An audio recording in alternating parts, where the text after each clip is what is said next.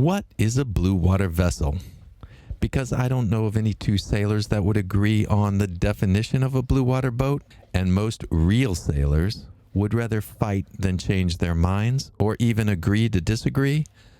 In this video, I'll give you my definition of a blue water vessel. Cue the intro.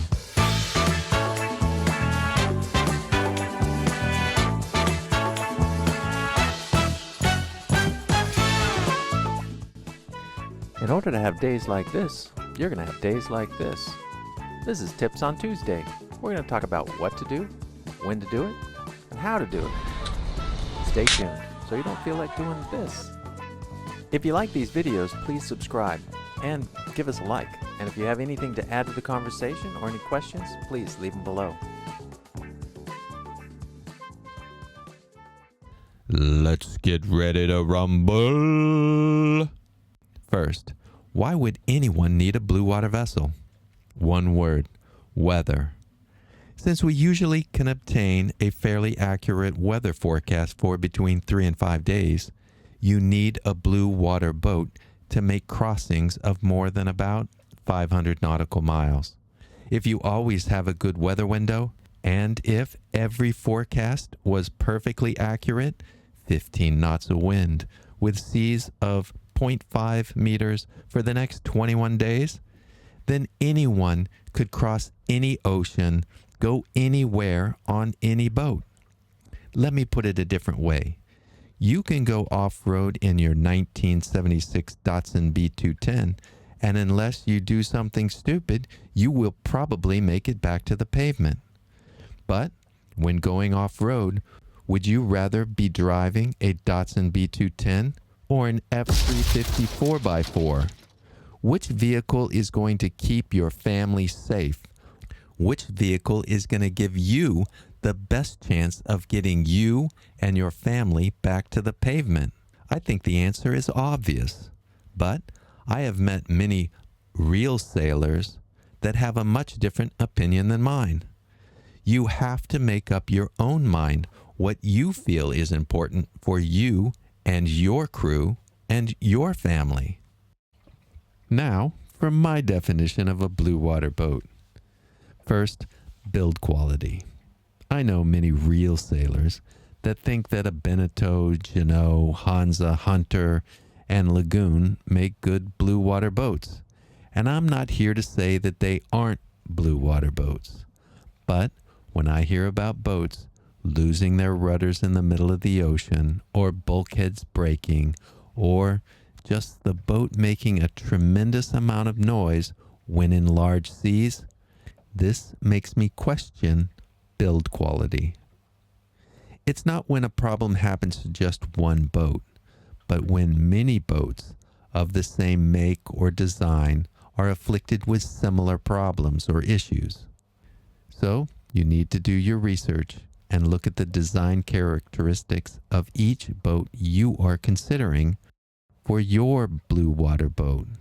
And as the captain/owner, make up your own criteria for your blue water cruiser. Maintenance is a given. Time to change the oil. I would only consider boats that have been maintained to a high standard. It is worth it paying a little bit more for a functioning boat ready to go. Check to make sure that my bilge pump works, make sure that there's no leaks, make sure under the engine is clean, everything looks good, and it does. And I checked this, but I've been running it, so I'm not opening that up. Check the oil, but we don't really need to check the oil right now because we are changing the oil. And first thing we do is we get this baby out.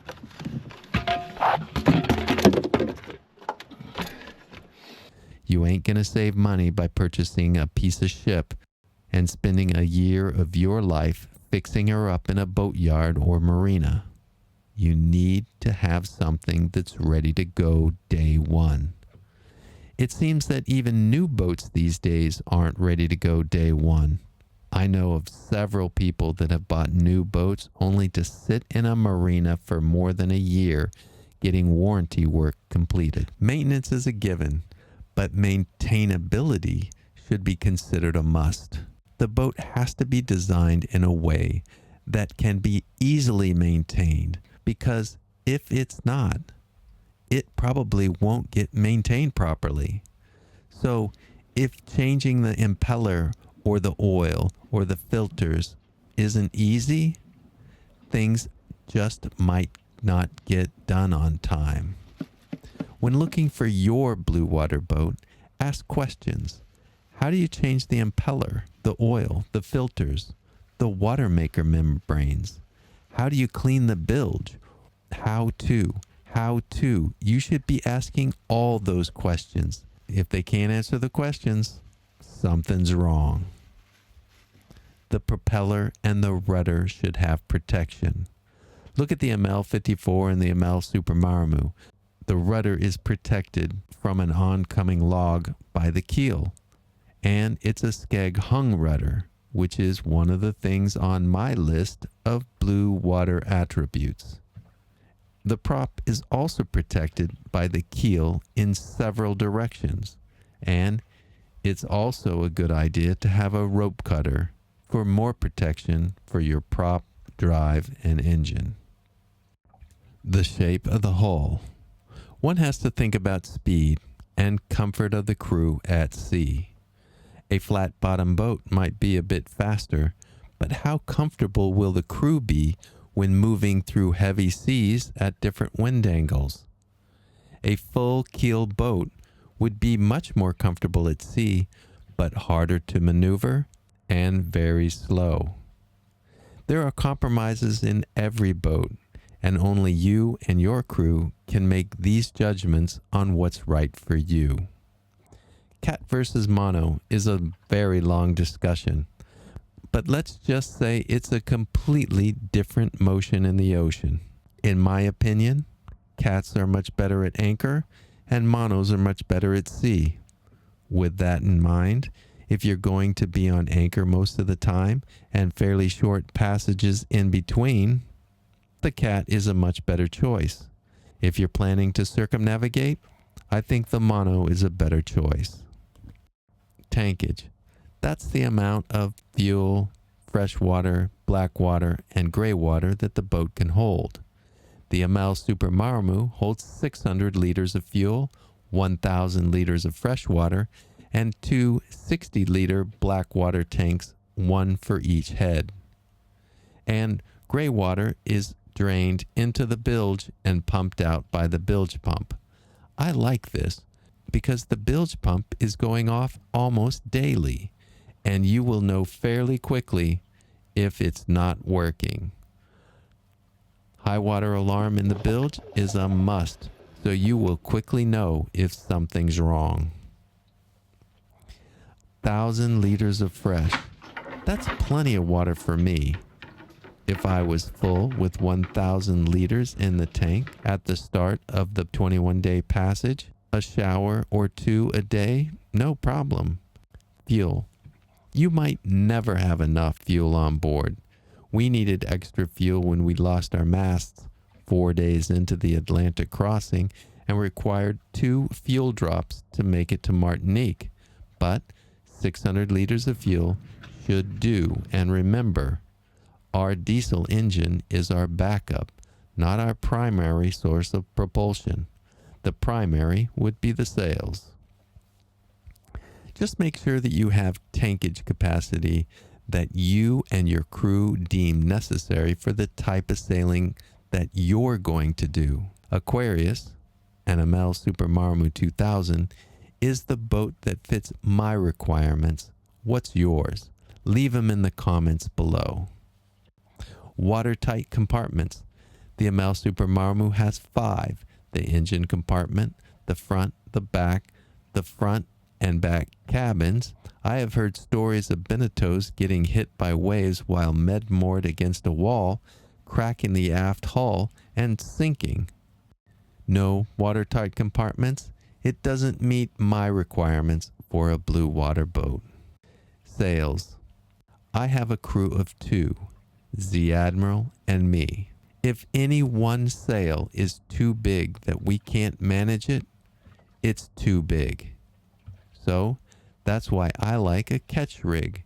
There are more sail options and each sail is smaller.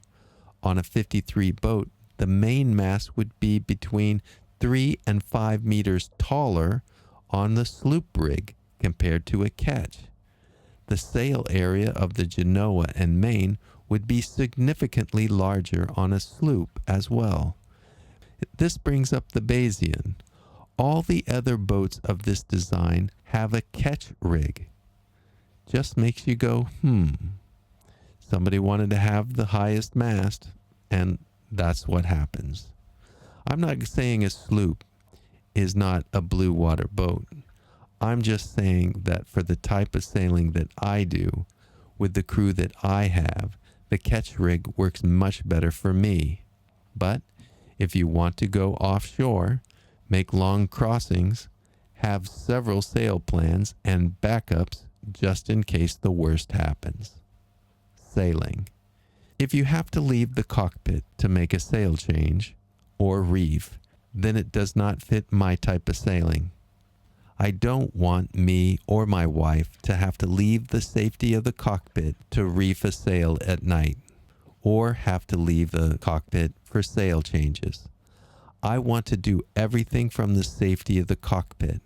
And in the morning, when it's much safer, then we can go out on deck and make the changes required. Many real sailors will take umbrage with my statements, but to be perfectly honest, I have never called myself a real sailor. I simply used a sailboat to circumnavigate the globe. I didn't put Aquarius on a ship to cross any oceans because I got scared of this or that. One boat, one crew, the entire way. How many of you real sailors can say that? I'd say very few. Let me continue. Redundancy.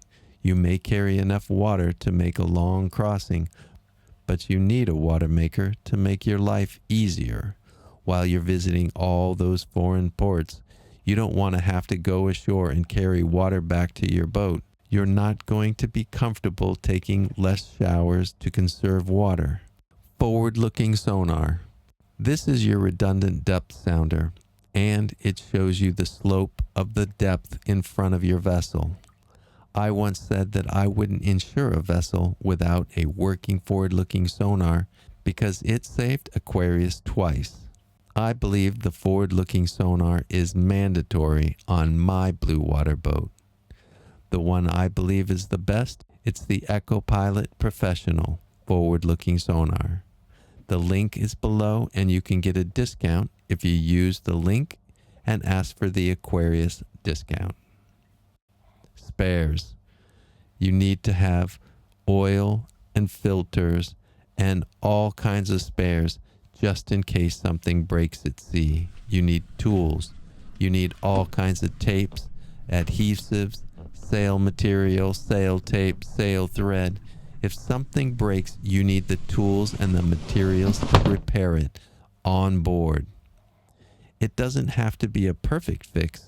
I used tinfoil to extend the life of the brushes on the windlass motor. But you need a lot of stuff on board so that the MacGyver in you has what it takes to get you safely to the next destination in comfort. Good build, solid keel, a protected prop and rudder, communication gear, VHF, satellite, etc. Sails the right size that you can handle, and have backups. Oh, and 2 autopilots. Just in case one goes out, you want a backup. Aquarius and Amel Super Maramu 2000 was the correct choice for me, and the type of sailing that I did during Z Admiral and my circumnavigation. You need to decide what's important for your type of sailing, you and your crew. Again, list your requirements and your idea of a blue water vessel in the comments below. If you like this video, give us a like down below and click here to subscribe. That really helps us. And if you want to watch more of us, click one of those.